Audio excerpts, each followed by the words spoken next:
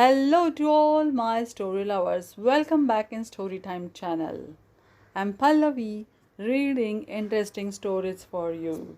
Today I'm reading a mythological story, The Weight of Life, taken from the book The Daughter from a Wishing Tree, written by the great Sudha Murty.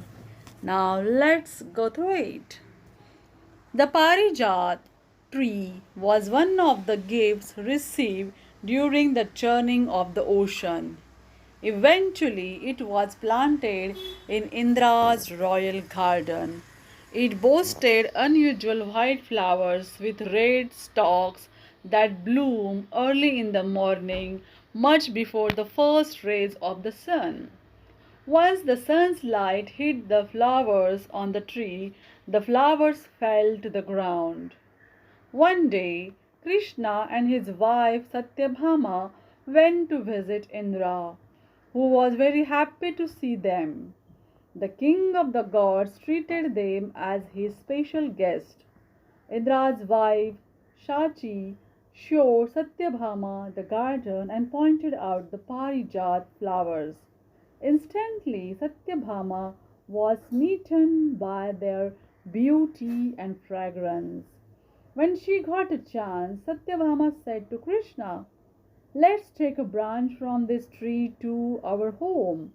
What do you think, dear husband? Let us not ask too much of our host." He responded, and with that he ended the conversation. When they came back home, Satyabhama found herself constantly thinking about the wonderful flowers.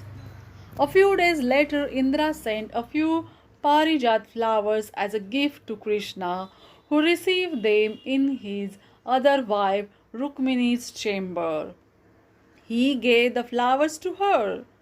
The wandering and nosy sage Narada observed this and quietly made his way to Satyabhama's chamber. "Tell me," he asked Satyabhama, "do you think Krishna loves all his 8 wives equally?" Satyabhama was aware of Narada's reputation for causing misunderstandings. So she said proudly, "No, he does not. He loves me the most." Narada grinned. "If that is so, innocent one, then how is that I saw Krishna give parijat flowers to Rukmini? The flowers have just come from the Indra's abode." Satyabhama became furious and deeply upset. "Krishna knows how I love those flowers, but he is given them to Rukmini. How can he love her more than me?" she thought. Bidding farewell to Narada, she went to a special room built for the queens to express their anger. There they usually removed their jewelry, left their hair open, and slept on the bare ground.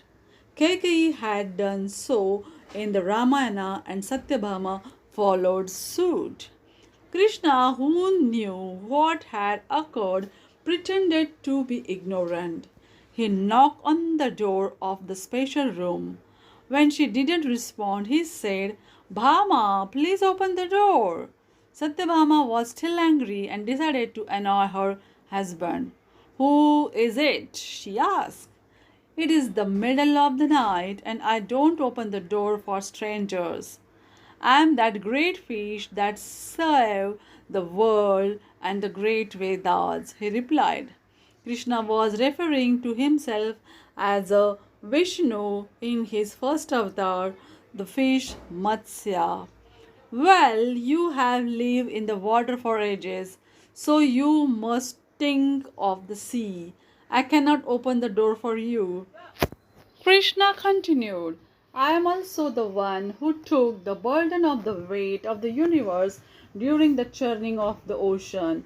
Now open the door." He was speaking of the turtle Kurma, the second avatar of Vishnu. "We don't have any weight bearing work in the palace. Go back to where you came from," came the feisty response.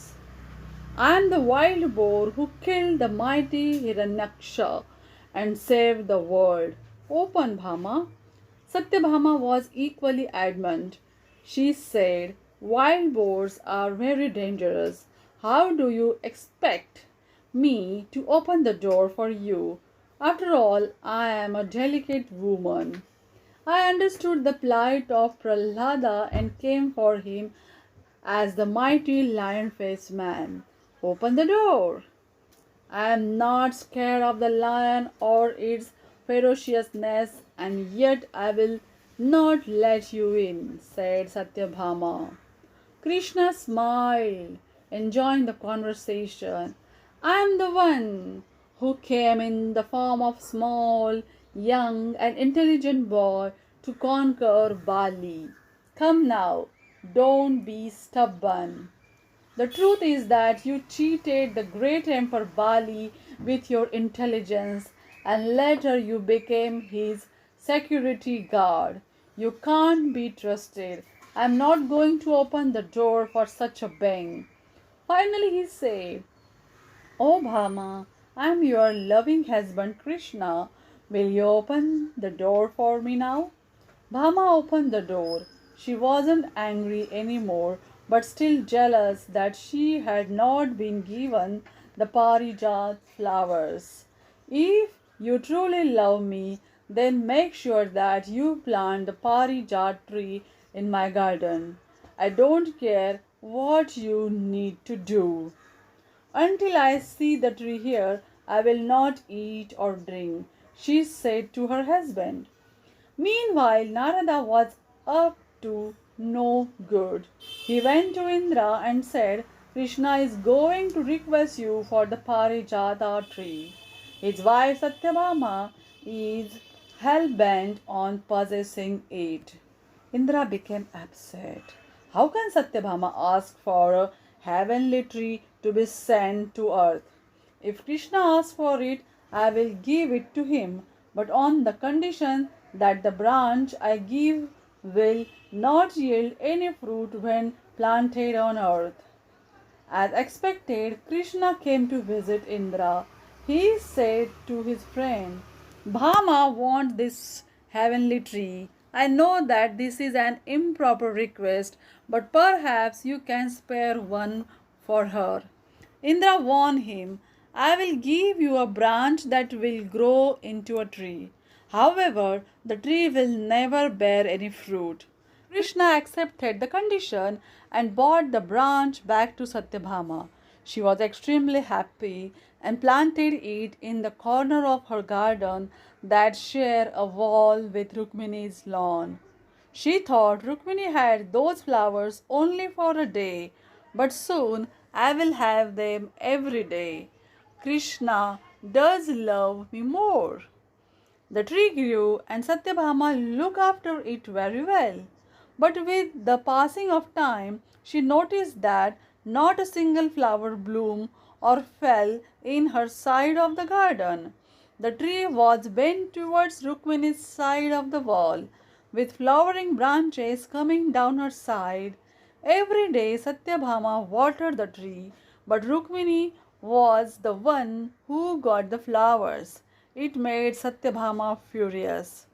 The next time Narada visited, she asked him, O sage, I love Krishna more than anyone else. He got me the tree that I wanted, but only Rukmini is benefiting from it. What is the meaning of this? The sage smiled. It is true that you love Krishna, but Rukmini worship him. Her love is pure and without expectation, and that virtue attracts Krishna more. That's why Krishna is also known as Rukmini Vallabha, the husband of Rukmini.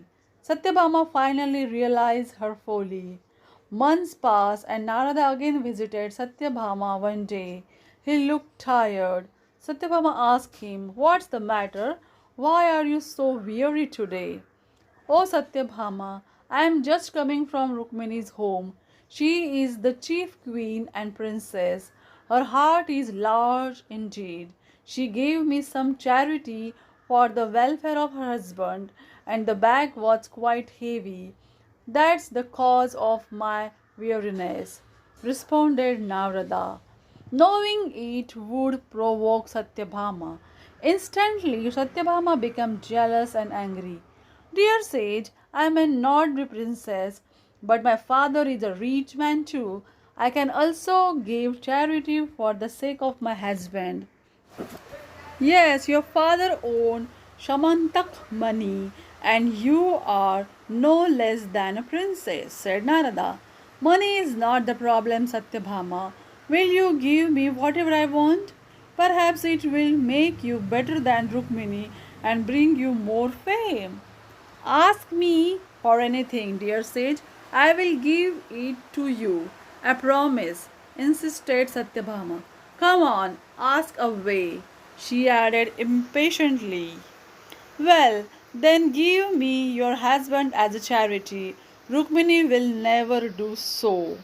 Of course, a promise is promise, said Satyabhama quickly without thinking. Immediately Narad called Krishna and informed him about the charity. Krishna smiled and said, I do not exist in my own right.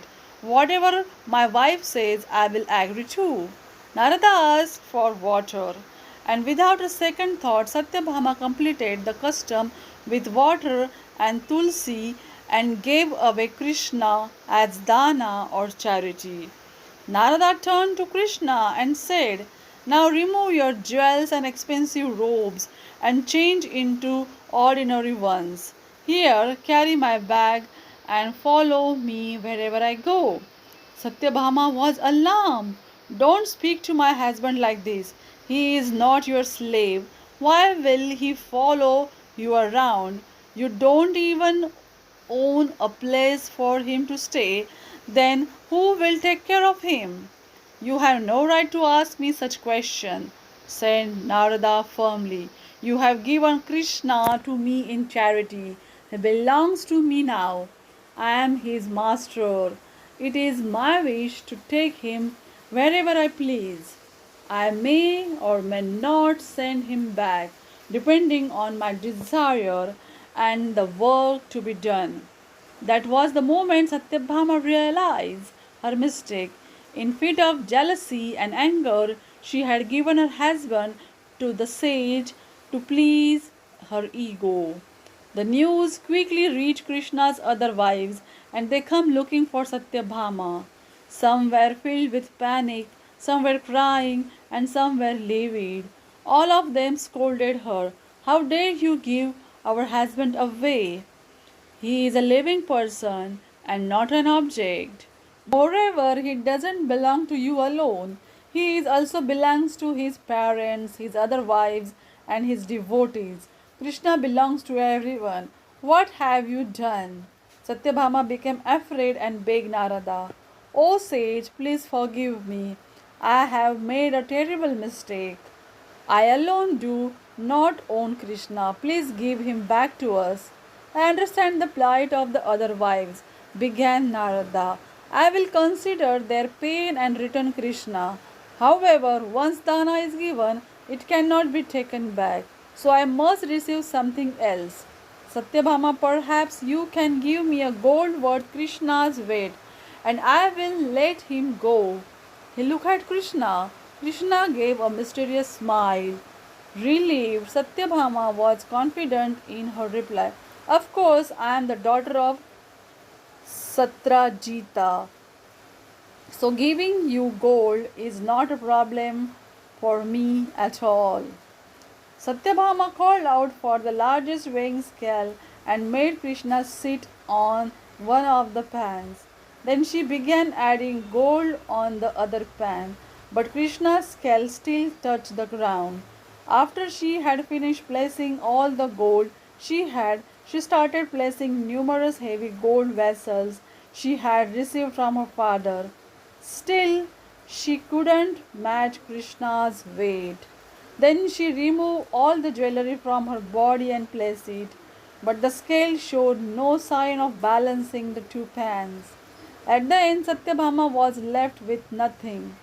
Everyone was astonished at his turn of events. Narada remarked, "You have not fulfilled my condition. Satyabhama, I have to keep Krishna with me. O Gopala, get up and follow me." Satyabhama looked at Krishna helplessly. Krishna smiled at Narada, who then turned to Satyabhama and said, "I will give you one more chance. You may call Rukmini and seek her assistance." At first, Satyabhama resisted.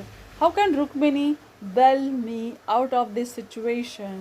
She thought, she has no wealth at all. How can she help me with extra gold? But I have no other opinion. I really want Krishna back. So she turned to Rukmini and asked, "Sister, will you come and help me?" Rukmini went to the garden nearby and come back with one tulsi leaf. She said, "If my devotion for Krishna is true, then the weighing scale will mark the pans as equal now." Rukmini carefully placed the leaf on the pan carrying the gold, and to everyone's pleasant surprise, the pan lifted to the exact height of the Krishna's pan. The scales were finally balanced. "You may come down now, Krishna," said Narada. Then he said to Satyabhama, "Devotion is more important than possession. Rukmini loves Krishna unconditionally, and that's why the pans become equal in weight." Satyabhama bent her head in shame, vowing never to forget this valuable lesson. Do you like this Satyabhama story? Then tell me in the comment box and subscribe our channel. Thanks for watching, guys.